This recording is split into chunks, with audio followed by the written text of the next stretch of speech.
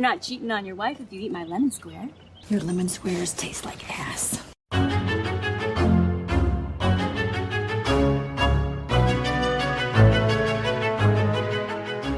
And welcome back to another Horror Queers Hangout. We are joined by DeVaughn Taylor as well as Adrian Rodriguez, and we are talking about horny horror. And we decided that we almost wanted to like follow up on the conversation that we had with Zena and Jenny back in February when we were talking about romantic horror and kind of what constitutes that. But then since then, we've had X come out, we've had Deep Water come out, and suddenly people are talking about like eroticism and kink and what is the role of critics. What is the role of like critics when they're talking about, you know, should we remain objective or should we be thirsty in our reviews? So Trace and I were like, let's talk about what gets us hot and bothered.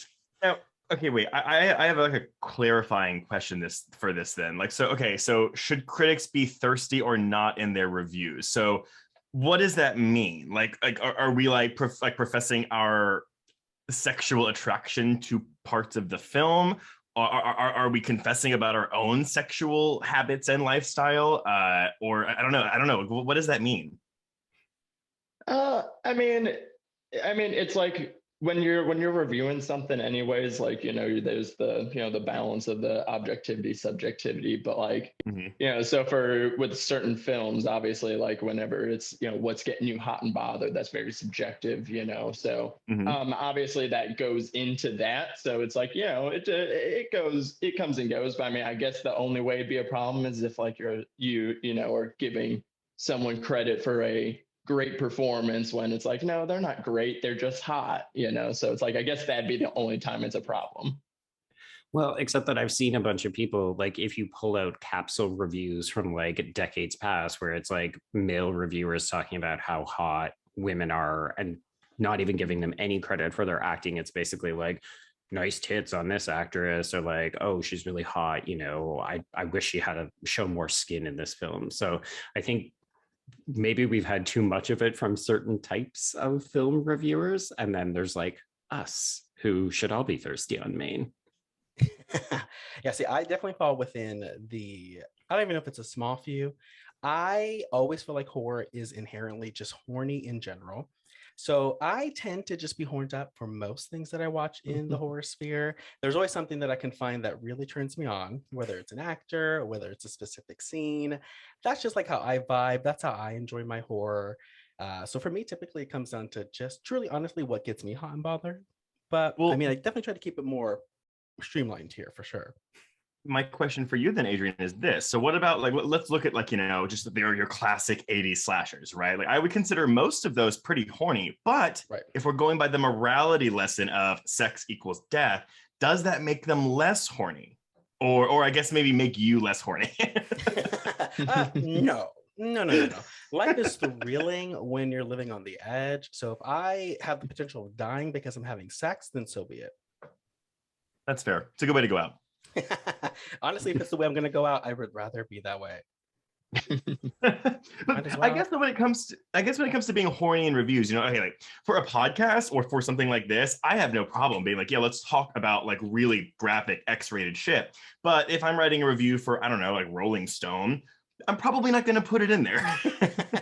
So wait, does that mean that the medium and the audience just changes how we approach things? Because like, I feel like all of us have been very candid on our respective podcasts about like, I find this person extremely attractive. I find this movie very hot. Yeah. I mean, there's a difference. Go ahead. Go ahead, Trace. No.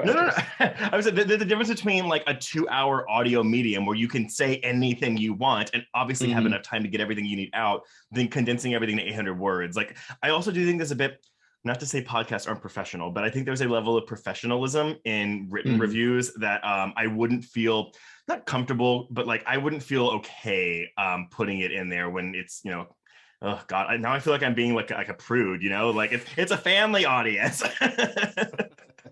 I mean, I think horror is definitely one of the genres that you can get away with a lot more of it than you could in another genre. I think you could, you know, still maintain a layer of professionalism, but like, you know, but with a lot of the subject matter for horror, especially like how Adrian said, it typically tends to be, horror is just kind of horny in general. You can work that into your reviews and still maintain a level of professionalism just because it's expected of the genre. But like, are you going to do that for the Oscar dramas? Not as much. Well, right, but I'm gonna say, dude, I would totally tongue fuck that guy's tight hole in a podcast episode, but I'm not going to put that in a written review for a film. Oh, Why not though, Trace? Who's holding you back? Queers. I would read it in a heartbeat. But maybe I'm being prude, right? Maybe I'm being the one that's the uptight one who's like, oh no, like we should be more explicit in our written reviews. Well, and I think maybe one of the distinction too is that there's more to film criticism in terms of like writing than just reviews, right? Like if I was doing an editorial, like if I had 2,000 to 3,000 words, like we've written pieces that are long form about like why there isn't enough dick in horror films. Mm-hmm. So I think maybe it just depends, again, kind of like on the medium or the form. I think the medium difference is very interesting. I had a friend that just got in some 90s Playboys that she ordered off of eBay or Craigslist. And she had never really looked at them. And she was, she's looking at them, but then she was very much surprised on how they have these fantastic editorial, pieces throughout this magazine, along the centerfold even, like, we're looking at, naked women, naked men, and whoever, and that's like along their tit, you have somebody waxing poetic for 1,000 words, and it's like, the two things can intertwine. Mm-hmm. It's funny, right? Because it was always the joke, right? I read Playboy for the articles, but like legit, there were good articles in Playboy. Great articles. Exactly. Yeah. Okay, so maybe let's take a step back and talk a little bit more broadly about like what actually constitutes horny horror to us. So, Adrian, if you had to define it to someone, what would your pitch be?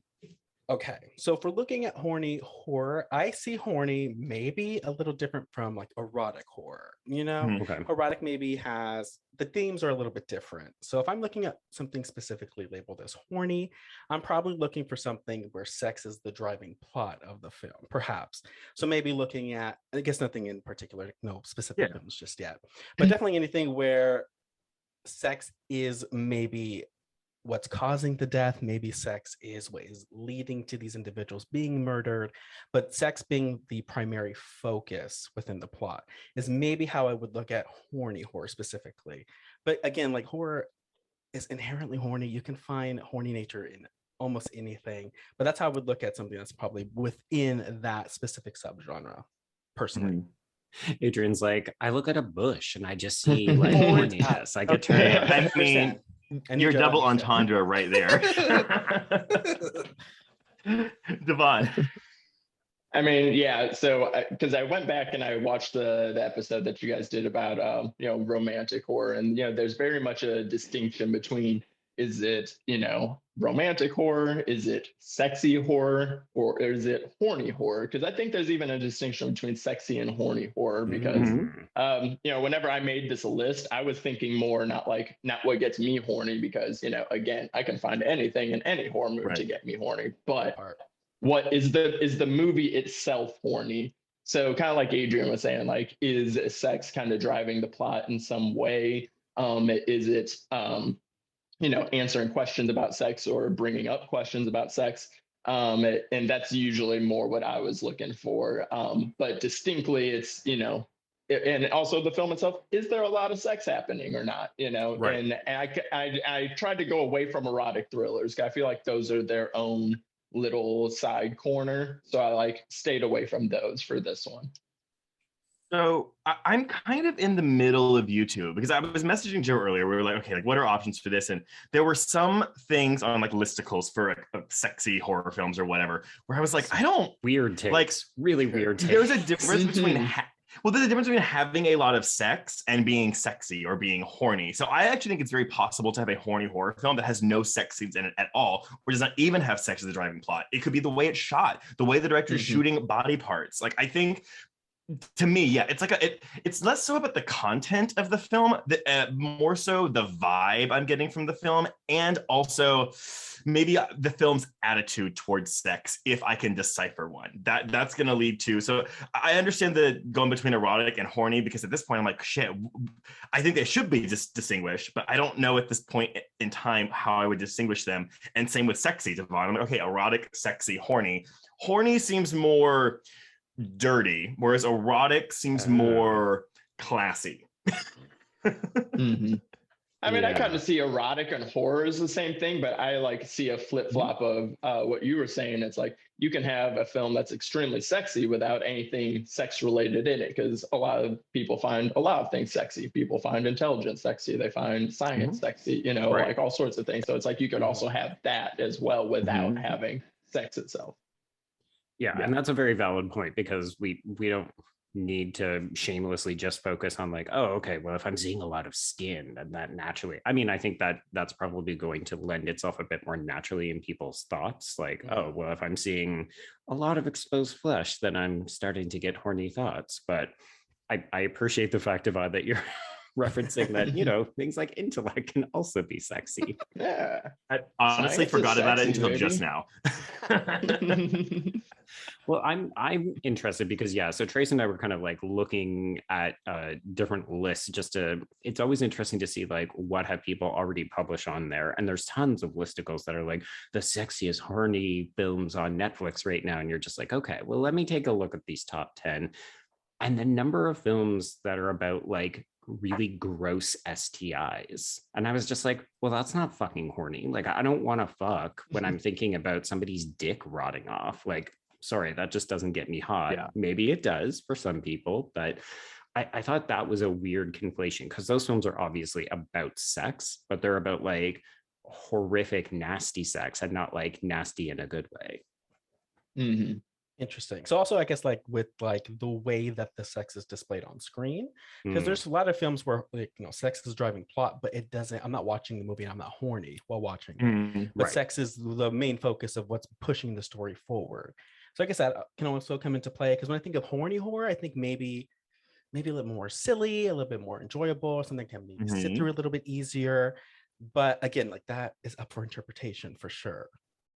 Well, I mean, I'll throw the one Joe threw out to me earlier. He was like, Antichrist is on a lot of these lists. And I was like, okay, so there is a graphic sex scene that opens that film. Which I think makes the list. I think it is, but everything after that, I do not find anything after that to be particularly horny. I find it to be a very miserable experience.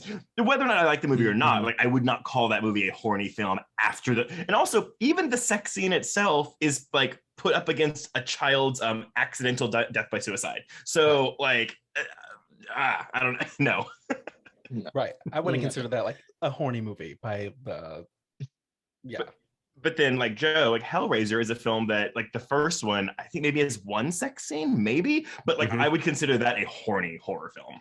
Oh yeah. So that was definitely like off the top of my head, you know, I was like, oh, this is going to be the most obvious pick that I could go with, because the Cenobites are sexy. Julia is sexy. Frank fucking opening the door, wet, sexy. Like that movie is dripping sex, even though I think a lot of people are like, what are you talking about? It's horrifying. These monsters are scary.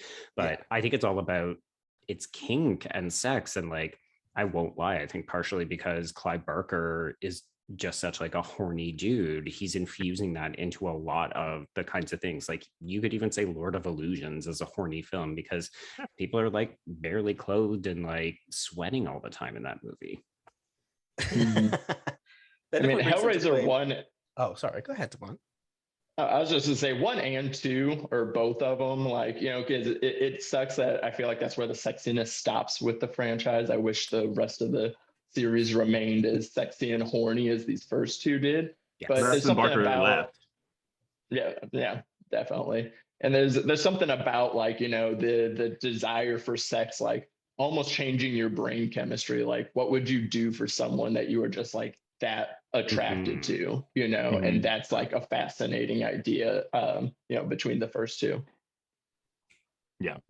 Yeah, and also in that one, Hellraiser specifically, definitely something that Trey said earlier. That one I think comes a lot of the sexy, a lot of the horniness, I guess, kind of comes from the direction for sure with that film. A lot of the shots are very suggestive. A lot of the way that things are shown to us are very suggestive. So I think that one kind of puts you in the state of like feeling like these things are sexy and provocative just because of the way that it's like delivered to us as well. I feel like that definitely plays a big part in Hellraiser specifically. And the sweat. It's also the sweat. Lots of sweat. It's a lot of wet, like a lot of just viscerally like wet, gooey it's things. A fluid-based film, yes. Honestly, Joe, when we get better at graphic design, we should just do like a game where it's like, is it erotic? Is it horny? Is it sexy? Like, and we'll just like naming movies and just like plinkoing them down the line. No, because think about this. And because we're in a Brendan Fraser science, 1999's The Mummy. I would consider that a horny movie, even though there's no sex in it. It's PG-13. It's not about sex. It's not driven by sex. But the vibe of that movie is just like, Urgh! It feels like every person wants to fuck each other. Like right, each person. In every between combination. like the 6 main characters. Yeah, it's just like a little web. Like, I love it. My favorite thing is all the memes that have been like, this is the ultimate bisexual fantasy film, because like this movie will make everybody want to fuck every character in there. Very that. All right, come on, give us one. So I've been going through a lot of Cronenberg movies lately, and he's a very horny man. And I watched obviously I watched Crash, but I said I was gonna save the erotic thrillers. But Shivers, like one of his earliest films, I think Shivers is easily his horniest film. Like, I mean, obviously the premise is kind of simple into these people getting infected by these worms, and they either want to fuck or they want to kill. Yeah. And it's like they want to fuck or they want to kill, and that's it. And like that's the whole rest of the movie. And like the way that these people kind of just go into this the primal animalistic form is very fascinating. That's kind of like a theme on like the list of movies like I had listed is like when sex is just kind of boiled down to its basic kind of physical primal just like urges. Always fascinate me. With that movie, Joe, do you remember if that movie was like hard to find for a while until like the last 10 years? Do you know? Yeah, I mean, it definitely got like a sort of premium Blu-ray release within the last 5 years. I mean, it's hard for me to say because Canadian films you're in are Canada. obviously easier for me to find. But I mean, that film is like so notorious because it's funded by taxpayer dollars, and people were so incensed by the content that it literally got debated on like our parliamentary floor. It was like, this is what we're spending taxpayer dollars on. Maybe we should defund the arts. Well, it's so funny because I only heard about it because my husband, the Alamo Draft House, was doing it for Terror Tuesday, like 2013, 2014. I'd never heard of it. My husband was like, oh, we have to go. It's Cronenberg's first film. And I was like, all right, like that could mean a lot of things. So I got to see it like this sold out crowd of people just watching Shivers. But even something, I mean, like Existence, I think is actually a really horny movie. There's not really about sex in that movie. Yeah, like the game pod is like basically composed of flesh and like nipples that people like flick, and it twitches and like shivers and makes moany sex noises. It's so good. If you have not seen Existence, I would highly recommend seeing it before Crimes of the Future comes out, because that looks like a spiritual sequel to Existence. I'm getting there. I'm getting close, and something, and like you mentioned earlier, fluids. Like that's definitely a theme amongst Cronenberg's filmography. I've noticed because it is true. Porn sometimes convinces you that like sex is not wet, and it very much just is. clean. There's fluids. Nothing happens. So it's nothing like, comes out. So like Cronenberg's fascination with fluids is like really, I like understand that. That's something too where like, I mean, I'll bring it back to queer horror even, but like I'm waiting for queer horror to like I want to see the prep work for this, for a gay sex scene, because we don't get that. A lot of times we have like, we're sliding the dick in and we're like, ooh, it hurts, ooh, it's like no, I need to go see the douching and I need to go see the lubing up. Like I need to see like the process of getting this in. I thought you were going to say we needed to see the aftermath, because I was like, oh, well, we kind of saw it in Knife Plus Heart, because I'm pretty sure somebody jizzed on like, I think the telephone wall or something like that. Yeah, they did. They did. Mm-hmm. That's a horny movie too. That's what I had on my list. So I'm curious then, Adrian, did you have that on the list because it's set within the world of pornography? Yes, specifically, that's kind of why I lean towards that one, just because of the way everything was told, the way the story progressed. A lot of the deaths, of course, not to say that, again, deaths in horror films are always really sexual, but obviously these ones were very sexual. And that's why I put it on my list. I enjoyed it. I love it, but it's one that I definitely wanted to throw on there for sure. I think for me too, with that one, it's the unabashed, like, shamelessness of the sex in that film. Like, they're very much like, this is what we do, this is what it is. That to me is something I find attractive, and thus I find like horny inducing, if you will. That one's tricky too, because I feel like we're so starved for like authentic queer experiences, and obviously that's a gay one. You know, there's a couple of like really prime lesbian encounters that we could talk about in like Good Manners or The Handmaiden.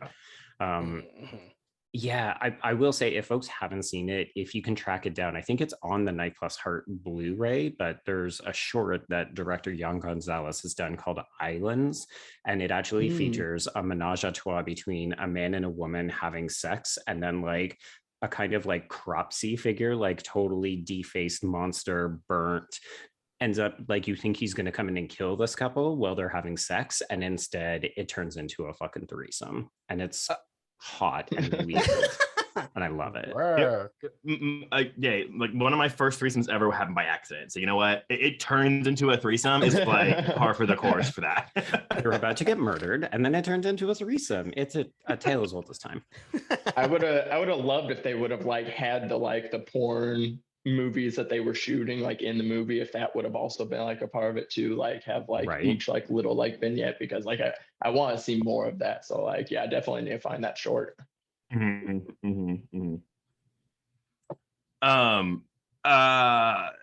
Sorry, I'm like looking at my list. I'm like, what I have, because vampires were a big part. I think vampires are always very erotically. I kept saying erotically charged when I was like typing out my notes. I was like, horny is like it's like it's almost like it's building up to something that isn't giving you the release. So that's where I get the erotically charged from, where it's like it's just building up your load, for lack of a better term, edging its audiences. Yes, there you go. No, but like something like I mean, the Hunger was that, but although my go-to, and I think everyone's go-to, is always going to be Coppola's Dracula. Like what? Oh, I didn't get the resounding yes that I thought I would from that. I mean, I thought you were gonna say Thirst. That's where I thought you were heading. Yeah, yes. I haven't seen it. If I'm thinking of the horny or vampires, I'm definitely thinking of Thirst more. Yeah, because I find Coppola's Dracula wants to be horny, but it's not really embracing it the way. I don't think we watched the same movie. I'm sorry. There was literally a close-up of Keanu Reeves' nipples as these vampire brides are like tongue flicking it. Plus, we get the werewolf sex scene. Like, that is horny. That is a good one. That is but Thirst, we have an entire foot in someone's mouth. Like we are sucking entire feet while fucking. Like this is a different level. Good. It is. But really just good. Because one film is hornier than the other doesn't make the other one less not horny. I don't disagree, and yet I kept coming across like the same couple of vampire titles. Like, it was definitely The Hunger, which I am in full agreement with. Yeah, and then I would see Thirst, and I would echo everything that DeVaughn just said, and then I would also see Dracula, and I was like, ooh, see, Dracula just doesn't feel like on the same level. And I know that it's not a comparison, like we're not ranking these films, but by comparison, it does feel like there's that Victorian like laced up sensibility that somehow keeps, like, there's a couple of scenes that I would say are very erotically charged, but I don't know if I would consider the whole movie. Ooh. Okay, so here's because I get you mentioning Victorian, like, you know, corsets and shit. Can y'all think of a movie, maybe wanting to go broad outside of horror, but that is in like a Victorian era that is horny or erotically charged or whatever the fuck? Because I'm thinking of even like Dangerous Liaisons, to me, is a very like horny Victorian era movie. Mm-hmm.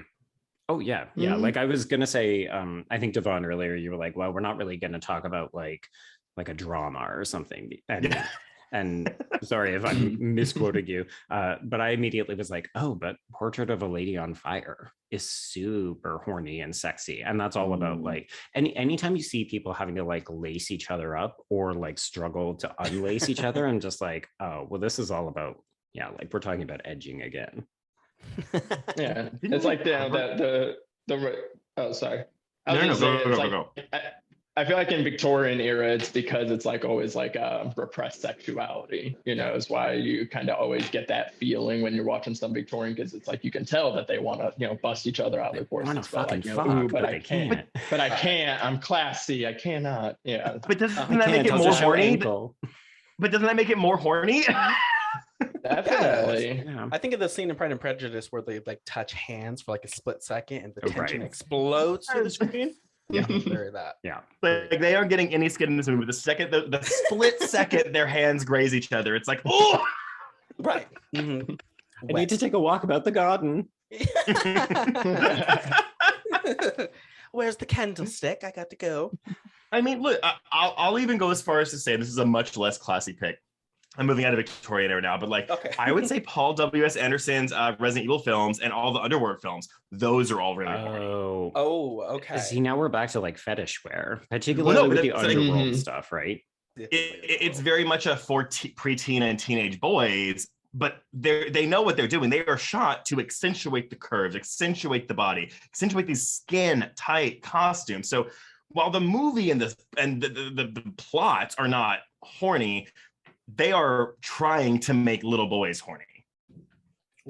That sounded really creepy. And now we're banned. Yeah. I think I feel like Underworld's going more for the sexy than the horny, because I mean, there's, you know, we really don't get the sex scene between, you know, the two main characters until the sequel. The first one doesn't even have such a bad sex scene too. Yeah, I was so disappointed.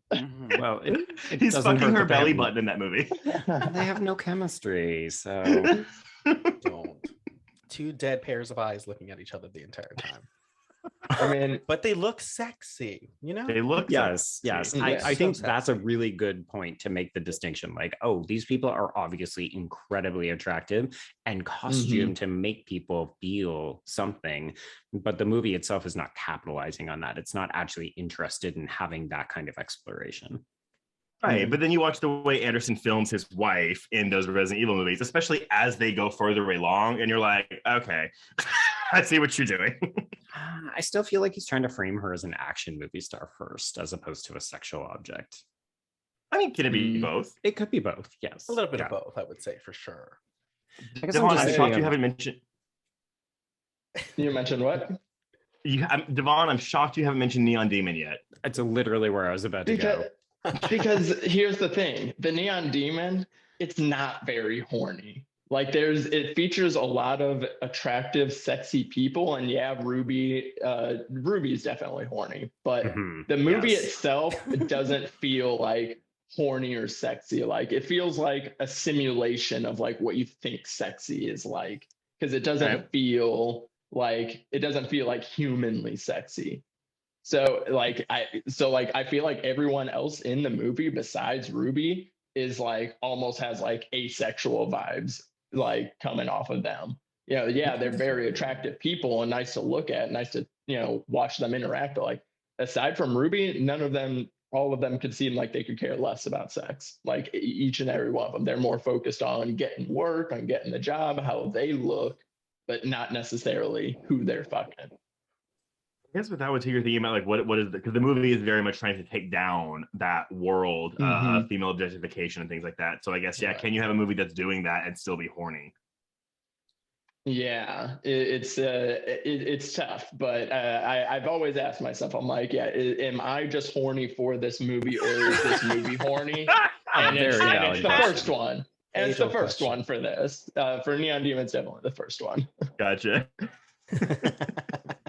Well, that is interesting because, I mean, I guess, as we said earlier, there's like vampire films tend to show up on these lists. And then I felt like cannibalism films were kind of an offshoot. Like I had Ravenous on my list because I was like, there's something very like hot about the way that these men want to like literally consume each other. But I think that's also where repression comes into play, though, because repression is a big part. He's like repressing his cannibalistic urges. And so I think that's where it's like, oh, he wants to do it, but he can't. And his cock is bursting out of his pants, but it's just held in by that tight buckle. Yeah, I mean, there is something to be said about like, you know, like you said, like wanting to like literally eat, you know, devour someone. You know, most recently we had Fresh that, you know, would I say that is a horny movie? Not necessarily, but our main cannibal, but our main cannibal, the way he does describe, you know, what he feels when he eats, you know, human flesh and stuff, like the way he describes it is like, oh my God, like I could like hear his boner like thumping under the table, like, you know, like so it's like it definitely, there's in cannibal movies, like, and also Raw too, like, you know, where we have like that, you know, you know, that like, you know, feeling of sexual liberation through, you know, embracing, you know, wanting to literally eat someone is something about that. Yeah, they definitely play into that aspect a lot when it comes to anything involving cannibalism. Like it definitely has the sense of, like DeVaughn was saying, just like sexual liberation almost, just because of what they're doing is so. Do you think it's because it's taboo too? Exactly. Oh, 100%. Very that. I was thinking, DeVaughn, as you were saying, it's 2022 and there's people that still think sex in general is taboo. So like, let alone when you dive like further into these like more extreme ones, you know, can always just be you know, for sex itself. That's something too for the three of us. We're going to be like more, I know, Joe, you're attuned to it because you see it happening from Canada, but like what was your, I'm sorry, this may be a weird tangent, but like, did you have sex education when you were growing up? Like in school? Yeah. Like when did that start for you? I think it was like grade 3 or maybe 4, but they also divided us by gender. So it was like the girls had to go and like learn about what was going to happen to their changing bodies, and then the boys had to stay in a separate room. And it was like, here's your penis and here's your testicles, and you're just like, oh. Like they made it appropriately analytical and kind of like withdrawn, but also it became so laughable because they were clearly uncomfortable with it. Right. We had the same thing, but it was in 6th grade, not 3rd grade. It was one day. It was one day for about an hour each. Split up all the boys and girls, showed us a VHS tape of whatever the fucking video was. God. That was it. We had health class like in 7th or 8th grade, but like there was maybe a day of sex education. And I'm using that term very loosely here. And that's it. Like we didn't have a designated class for sex education. There was definitely, it was always abstinence based too. I mean, granted, I'm from Texas, so like that's a bit more strict down here. I don't know how it is for y'all. It was the same way. I'm from Missouri, and like we had very much, it was like we spent like maybe 3 days during health class, like in 7th and 8th grade doing, you know, loose sex education. You know, they hand out some condoms and some diagrams and like threw on some videos. Right, we didn't get condoms either. Yeah, they let us know. They kept them in the nurse's office for us. They said, "Hey, if you need them, we got them in the nurse's office." Which is hilarious, right? Because so go and ask an adult if you would like a condom to practice safe sex. Like, oh sure, yeah, I'll absolutely walk into an open area and just be like, "Can I take one of these?" Right? No. And that's where you go to the gay bar. You just buy them out of the fishbowl that's right by the entrance door. Right, exactly that part. That's pretty much how it was. They were in a fishbowl, just we didn't have to pay for them. So I mean, I guess that was nice.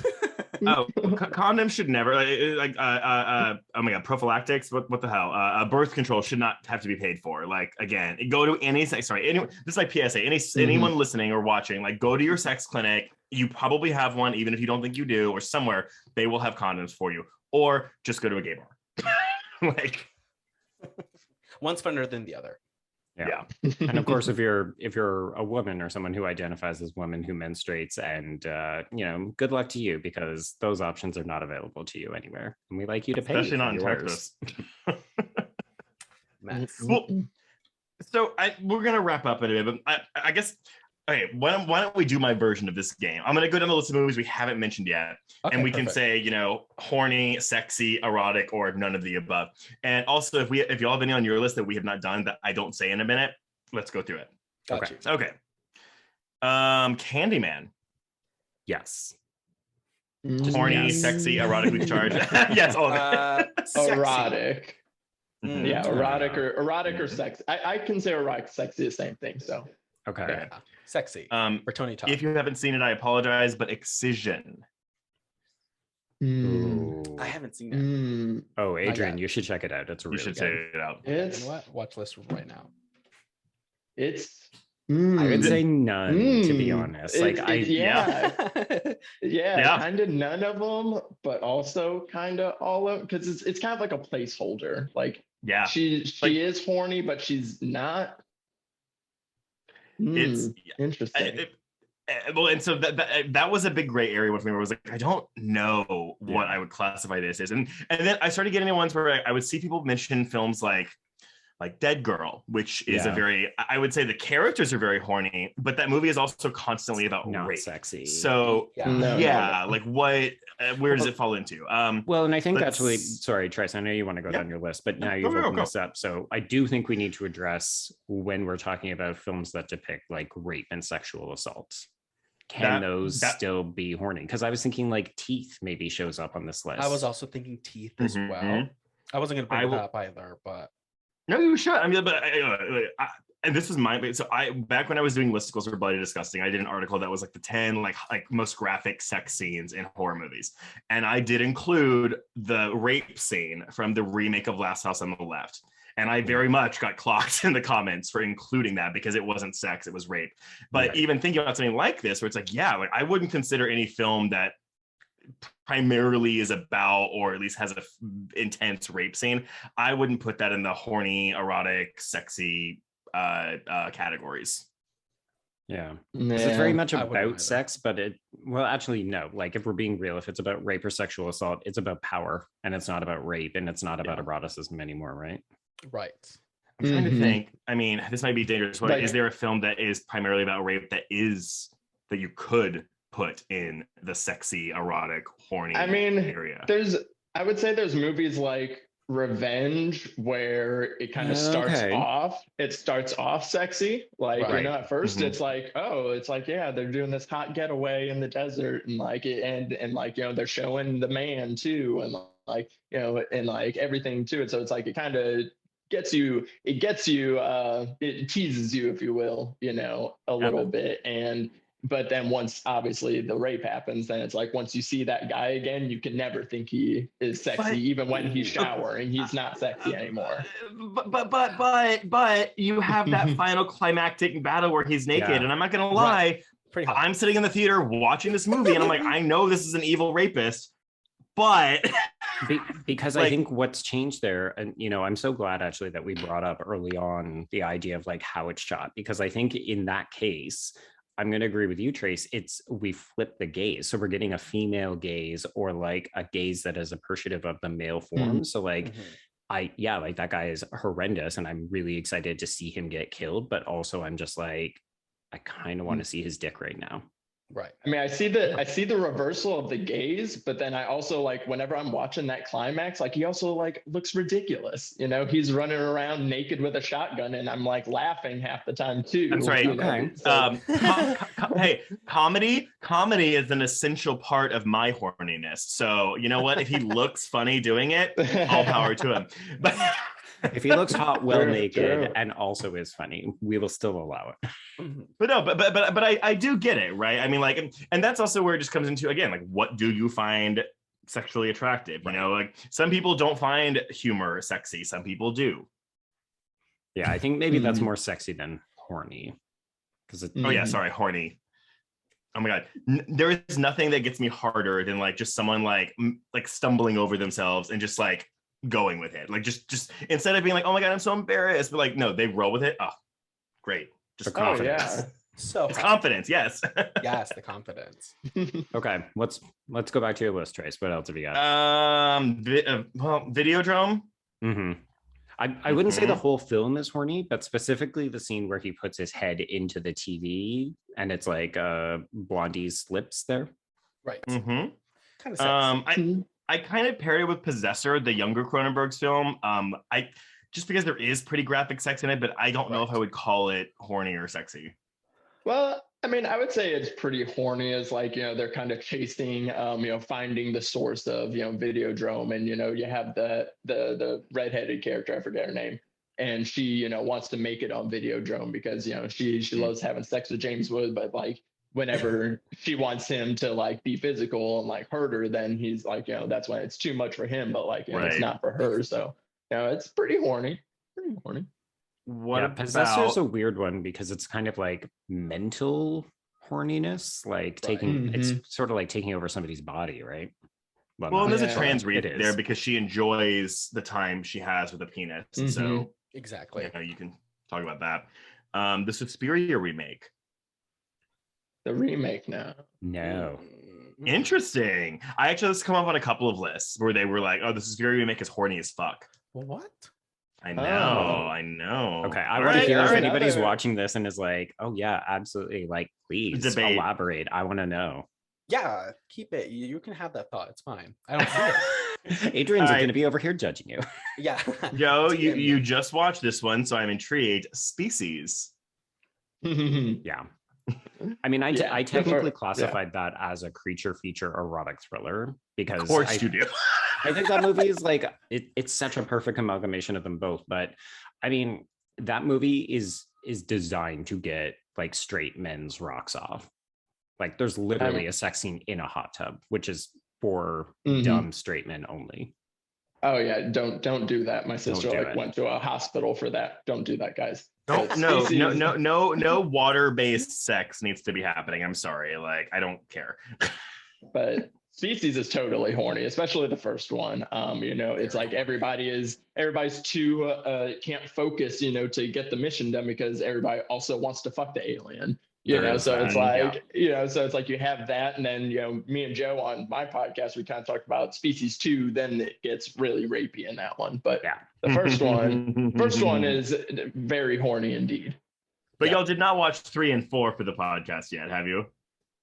I didn't even know about the fourth one. I knew there was 3. I didn't know there was a 4th one. So that's news to me. Do not We're recommend. gonna find out. 4th one's a no-go. All right. Next up is Jennifer's Body. Yeah, this one comes up all the time. I'm curious to hear your thoughts. I had this one down as a maybe. I think I look at like the themes and what Jennifer's Body is like trying to say. I go a little bit beyond like the horniness of it. But I definitely think it could easily fall within that category for sure. I found this one. Go ahead, DeVaughn. I would say horny. It's horny while it explores both sides. It kind of condemns horny little boys for being horny little boys, but also wants to embrace Jennifer for like embracing her sexuality. And so it's like it kind of does a little bit of both, but overall pretty horny. Yeah, see, I found Jennifer as a horny character, but I don't find the film is horny.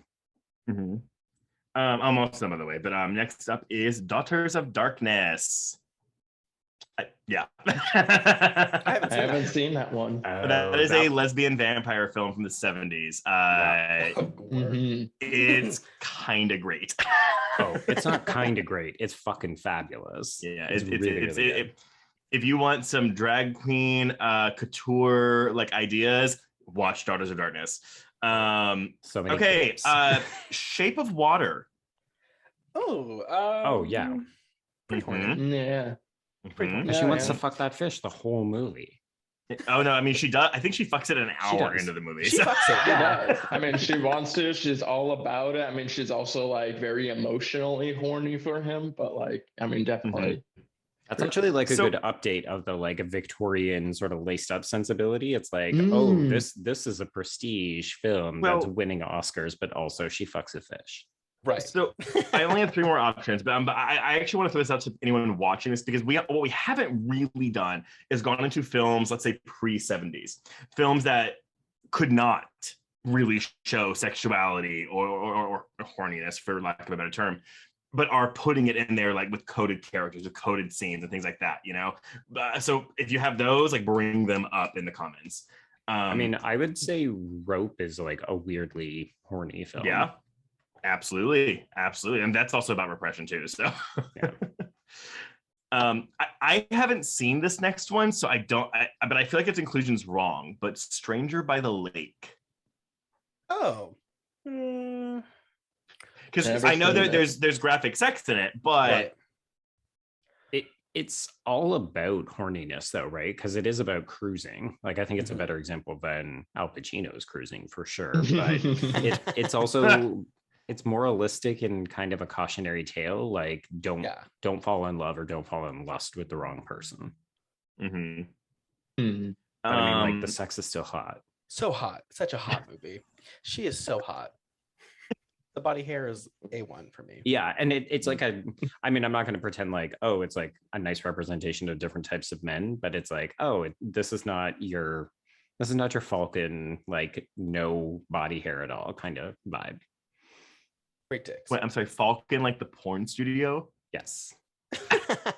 Wait, have they been around since post the year 2000? Do they still exist? Yes. Yes. Oh, okay. I was about to be like, Joe, that's a deep cut for support. You've been at this porn game for a long time, Joe. Oh my God. No, it's not all Sean Cody. No, I have a gay uncle. And so when I was like a teenager and I would go stay with my grandparents, he'd live with them. And I found his like VHS porn stack one year at a time when I was very much discovering my sexuality. And I was like, oh, it's a lot of Falcon in that VHS set. It's like them and Bellamy were like the skin in the game at the time. So oh my God, Bellamy. Oh, don't even get me started on Bellamy. The Howling. So I don't know if y'all remember this, but there is a full frontal sex scene by a campfire of two of these people in this movie. Oh, you're right. I forgot about that. Yeah. I mean, then it turns into like CGI werewolves. But... Yeah, I guess. Well, not CGI. It's practical effects. Is the Howling, but like it's still it's bestiality. It taps into that like I mean, I was gonna say it taps into like quite literally and metaphorically like the like animalistic nature of like of sex and like so that's why I see from that one werewolf movies are always about like some other hidden side that's a little bit more wild and like maybe that's your bank teller who is also really active in the kink community. Right. That's the werewolf here. If we were just more open about sexuality, people wanted to hide behind these like facades. They could just like be like, imagine your dentist just being like, yeah, last night I was strapped up and like whipped with this thing. It was great. It's a work. Open my mouth wider. Thank you. Yes. My last one, I don't know why I say this for last, which is the bottom of my list, but it's actually Cam. See, I was thinking of Cam as well. Okay. But I didn't put it on my list. Yeah. Why not? I mean, I don't know. I guess I don't find it. Maybe it just doesn't speak to me in that way. Yeah. I definitely understand that it could speak to some people in like a horny way.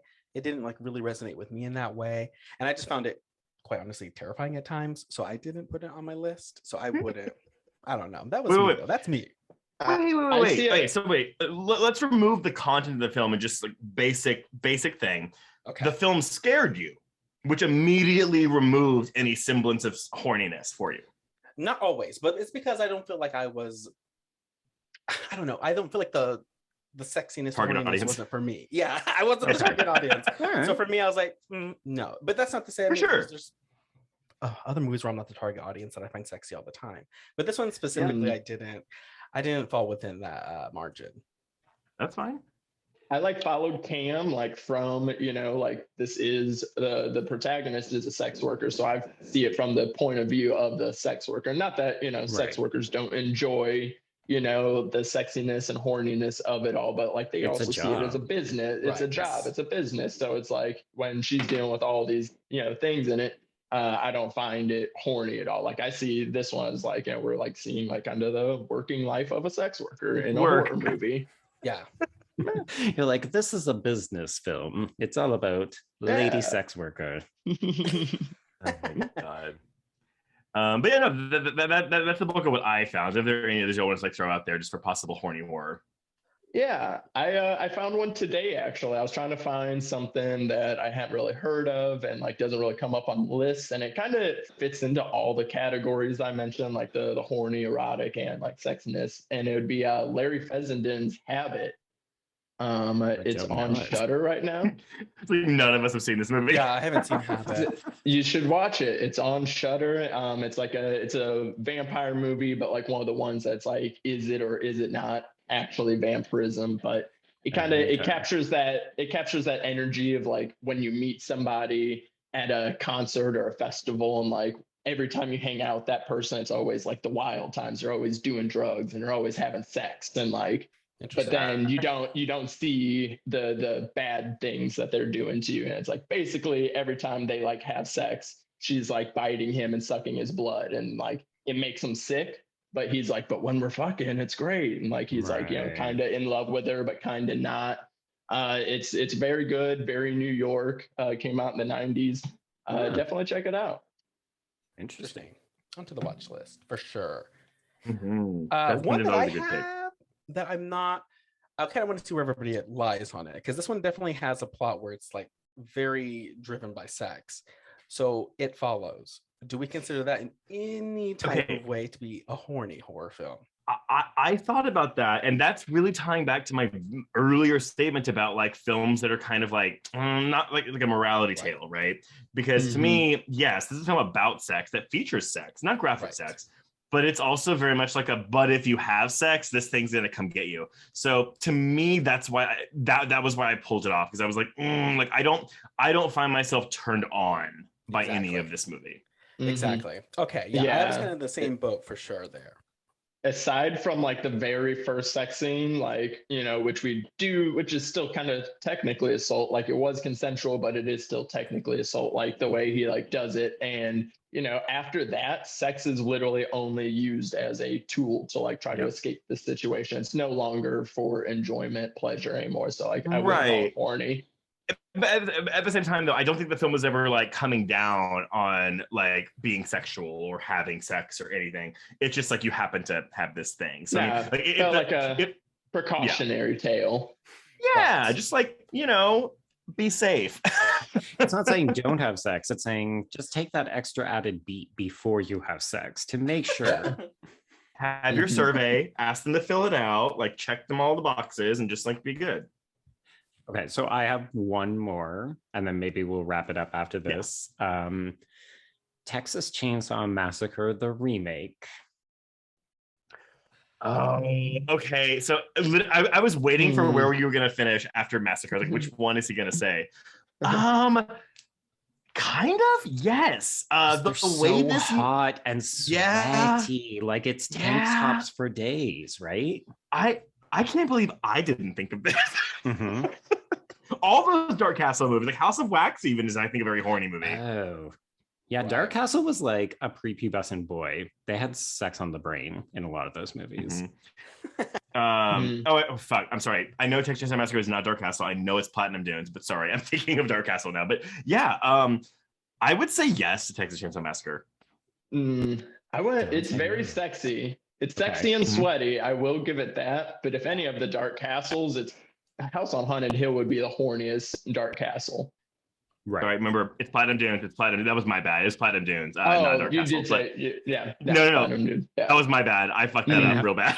House on Haunted House on Horny Hill. House on Horny Hill. Oh, trademark it right now. House on Horny Hill. Trademark it. I'm willing to bet that already exists. I guarantee it. It's gotta exist. It has to. Please cast me as the bartender. Up for a second. I mean, what about the Friday the 13th remake? Oh, yeah. I was also thinking about that one as well. Just for the obvious sex scene. Well, sex scenes. Yeah. Very graphic sex scenes for sure. If you want like the conflation of horniness and also like comedy, like that girl like him feeling her boobs as she's riding him. Your and tits are stupendous. Yes. Or whatever. Yeah. Yep. Perfect nipple placement, baby. Yes. Which, by the way, same director as Texas Chainsaw Massacre. So it's like he's evolving. Right. Okay. So yeah, maybe it is horny then. The 2000. I mean, look, the subject matter of Friday the 13th compared to Texas Chainsaw is a bit different. Like Friday the 13th isn't as grungy as that as Texas Chainsaw, but the sweat in Texas. Sweat. I rewatched that movie last year, and it is like you feel gross looking at the characters in that movie. But on the same level, I'm kind of like, but I'm kind of turned on by how disgusting this is. Yes, because I agree. Like they look like they've gone through something, and if you didn't know any better, like if you came into the film midway through, you'd be like, oh, they've all been fucking each other, right? That's why they're just like drenched in sweat. I'm about to say, I was gonna ask, where is sex on the brain of any of these characters? Because I don't feel it personally. It's a sex thing. It's a me thing, DeVaughn. It's a me thing because Mike Vogel. No. The whole opening scene of the movie is they just picked up Erica Learson's character and they are making out, practically fucking in the back seat whenever Jonathan Tucker has to be like, like 80% of U.S. citizens get STDs, and then they stop. So your headcanon is they all did fuck prior to the hitchhiker. But that's why they picked her that up. entire van, all of them. Yeah, they're in the 70s going to a linear. Yeah, like, yes. Like, outside of Jessica Biel and Eric Balfour, who were like, in love, gonna get married. Like, Pepper and Mike Vogel is sex in a while. I mean, well, the way she's dressing, it that's not the case. That's a shame. Because... He's the least sexy in that movie, though, with the way he's dressed, for sure. Which is shocking. Eric Balfour? Yeah. He is. Yeah. He's great, but yeah. Okay. All right. Everyone pour some ice down your pants. There we go. Yeah. Everybody take a cold shower, take a breather. And well, thank you, DeVaughn and Adrian, for this insightful and occasionally uplifting in the pants conversation about horny horror. So that'll wrap it up for another Horror Queers hangout. Trace wants to say something. No, I just say let them say share their socials and things like that. Yes. So Adrian, if people want to debate the horniness of any of your picks, where can they find you? Well, first off, always up for debate. Find me. But also you can find me on everything at Adrian Ray. It's Ray with 2 E's. And you can also follow my podcast at /_her_pod on everything. And we're pretty horny on there all the time too. So feel free to listen. Very true. Very true. And DeVaughn? Yeah, and you can find me on Twitter and Instagram at _daddydisco. You don't have to call me daddy, but you can if you want to. And I host a podcast, the Blade Blunt Cinema Club, with my friend Garrett McDowell. And we go through subgenres and franchises of horror. So currently we are doing almost horror. We are looking at movies that are not horror movies, but could be, maybe. So check that out if you're into it. Sounds good. All right. Well, thank you both again for chatting with us. And folks, we'll see you next month for a different topic and some different guests. But until then, have a good day.